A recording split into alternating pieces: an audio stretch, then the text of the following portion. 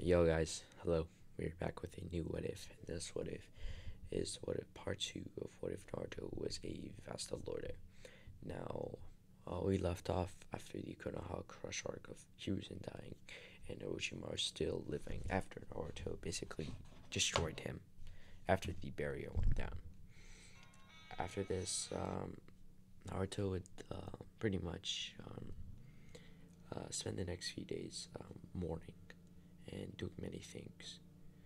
Uh, and like sometimes he for some reason his hollow would be not his hollow but his powers would kind of be under control, out of control. Sometimes his eye would start to form a mat like not his eye but his eye would turn the color of a hollow and a mask would start to form and he just had to rip it off. And he didn't want to have to deal with this. So after this, Naruto would kind of just like go in his inner world or his mindscape, and see it's like pouring in rain. Naruto could actually make out that it was because of his recent despair of not being able to make it in time. After this, Naruto would try to spend the next few days to kind of not focus on his emotions much and trying to make it so his hollow mask doesn't just come out of nowhere trying to take over. Or, not take over, but it's just kind of a lot of power that's hard to control. After this, Naruto would spend the next few days just training to try to keep his shinobi powers and his hollow powers in check, in balance, pretty much. Basically having to absorb the QB again, like over, like because of the imbalance, he has to absorb the QB again. So after this, Naruto would be called down by the elders, the of the Leaf Village, and they'd basically like give him a mission. And when he'd get there, he would see Jiraiya, and Jiraiya would tell him that they also have a mission, but probably in like 2 days. So he told them to get ready. After this, Naruto would basically head to the Hokage's tower, head inside the elders' room. The elders, like with an S, and he'd walk in and they'd tell him that there's actually a spy in the village and they know who it is after a long time of trying to figure it out. Naruto would say, "Who is it?" They would say that it's actually Sai from Team 7. Oh, and Naruto would then respond, "Oh, so him? So what do you want me to do?" Uh, Naruto would then hear the elders basically say that they want him to assassinate Sai. After this, Naruto would be pretty surprised since the elders don't really ask to assassinate much people, only people at risk to the village. So, this Sai must be a pretty good spy, or must be important. After this, Naruto would agree, and he would basically head out to go do his mission. After this, Naruto would basically get on his clothes for the mission, basically just like Ichigo's fake Bankai ish, and he would put on his Ambu mask, which would be similar to the mask in the thumbnail. After this, Naruto would then head out right outside the Ambu headquarters, or the root headquarters. He'd be ready to dive inside, and he would dive inside through the roof. And, Sai's pretty much in the basement, and he just landed in the third floor. Naruto would quickly Sunny to a guard and kind of slice his head off, destroying his body into atoms of Ryatsu, kind of absorbing him, getting power. He would then run down the stairs, and a guard would pretty much run out the corner. Naruto was kind of off guard by this, so Naruto would basically snap this guy's neck before sealing him into a scroll and absorbing his power. Like, he would just touch their hand and he would absorb all the chakra, and they turned into chakra. Since chakra, me and Maista were debating, and Maista said chakra So, Meister said that chakra is a life force, so if you take away their life force, they'll just turn into nothing pretty much. After this, Naruto would then head throughout the whole headquarters and basically assassinate all of the root members, basically using the same method of elite, or using the same method of slicing their throats with the sword, or snapping their necks and or stabbing them through their hearts, whatever brutal method you want. After this, Naruto would head to the basement and kick down the door, quickly silencing Sai with his sword through his heart. After this, Sai would be sealed into Naruto's scroll, and Naruto would Sonito to the elders of the Hidden Leaf, and they would see that Naruto would basically pull out the scroll, and there was Sai's dead body. He would then seal the scroll and throw it towards them, and he would leave. Before he left, the elders would tell them that he's now a new member of Team 7, and he is given the Chunin rank, since Sasuke and Naruto have. Sasuke has the Chunin rank. He has recently got it, by the way, and Sakura is gonna get Chunin like after the time skip, and Naruto will then be Chunin, so they have a Chunin team and then Jonin. So yeah. After this, he would then be told by the elders to introduce himself to Team 7 when he meets them, or at least Kakashi. Naruto would then walk through the village where he'd see Kakashi just chilling by like under a tree, reading his perverted book. After this, Naruto would walk up to Kakashi and basically say hi. Hey, Crow. Crow is basically Kakashi's code name. After this, Kakashi would wave his hand nervously, not nervously, but sweat dropping, and say, you don't have to use my Anbu nickname. I left Anbu years ago. After this, Naruto would reword it, saying, alright, hello Kakashi, Hatsuge, hello Sharingan, or Kakashi, for shorts. After this, Kakashi would say, you certainly have grown up, Naruto. Certainly, look like Minato, something like that. Since Naruto does know about his parents and his timeline, about Minato and Kushina. After this, Naruto would say, yeah. Naruto would then just keep going, saying that he's actually on Team 7 for a mission, basically, to keep an eye on the Uchiha and to try to dissuade him, because the elders think he's gonna leave the village, and the elders think he's a valuable asset to the Leaf, so they want to keep him in the Leaf. Kakashi said, "Oh, you mean the whole Orochimaru thing? Orochimaru is always so greedy for the Sharingan, but well, how do you think we could stop Sasuke from going to Orochimaru if Orochimaru proposes Sasuke some power?" Naruto would say that they would just have to give Sasuke more power than Orochimaru could offer.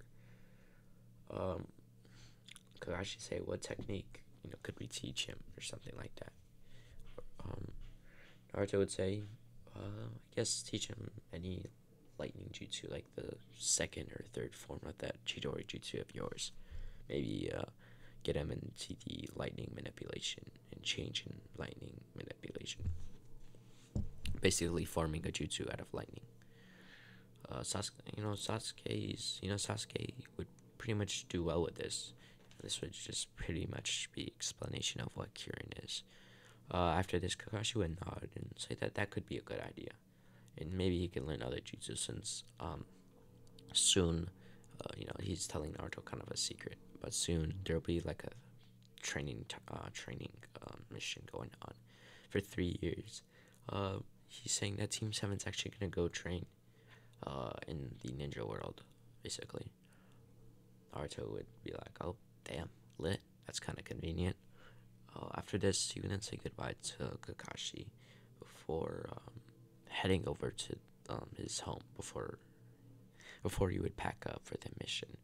After he would pack up, he would head over to the village gates, and there he would see Jiraiya. Naruto would then say, "Yo, what up, Jiraiya?" He says, "Oh, Naruto, it's time to leave for the mission, the S rank mission." Uh, Naruto would then ask for the scroll of the mission for the mission details. Jiraiya would then throw the scroll to Naruto, and Naruto would unravel it, and he would read the mission details. The goal is to extract Tsunade. That's just like the formal way of saying convince, and extract Tsunade and convince to become Hokage, or any way is possible for Tsunade to become Hokage. After this, Naruto would read any of the mission details and where they're going, and Naruto would kind of like scroll it back up and put it in his ninja pouch before walking along with Jiraiya. Since Jiraiya's kind of slow. I mean, not slow, but he kind of wants to walk in this. He doesn't want to be too fast since they have a week, and he could easily find Tsunade. After this, Naruto and Jiraiya would basically just kind of talk, and Jiraiya would tell him about some stories of his tales of being the Sonic, and all. Kind of like when he fought Hanzo the Salamander, and how he went around the world looking for the Child of Prophecy. And he thinks that Naruto could be the Child of Prophecy, the one that could erase the cycle of hatred. Naruto would say, "That's kind of a big responsibility. You think I can handle it?" Jiraiya would say, "Yeah, he definitely thinks Naruto can handle the responsibility. I mean, you are Minato's son, basically." After this, Naruto would be kind of appalled by that, and he would kind of just acknowledge it, and then they would keep going on their journey. After this would take place, they would head over to the hotel when Naruto would basically be told by Jiraiya that he's gonna get some research. Naruto not knowing that Jiraiya was a perv, would just think he meant like for his spy network, so he wouldn't really mind, and he would wait in the hotel reading a book. After this, Naruto would hear a knock on the door, and Naruto would actually make a shadow clone since he could sense with Pesquisa who's behind the door. Naruto would then make a shadow clone to open the door, and he'd jump out the window, going by the roof, on top of the roof. After this, Naruto would hear the shadow clone open the door and hear Itachi saying, "It's time for you to come with us, Uzumaki Naruto." After this, Naruto thought this is his time. He would swing down in the middle, swing down the window, like kind of do a Tarzan swing into the window, drop kicking Kisame, and like skimming past Itachi, making like eye contact with him. Kind of like when Deku dived in to basically compress and destroyed him. That's what I mean. It's kind of like that slow-mo moment. Itachi, not knowing if this was a clone or a real one, would go after the one that kicked Kisame and try to grab Naruto. The shadow clone from behind behind Itachi, would kick Itachi into Kisame, basically sending them into the wall.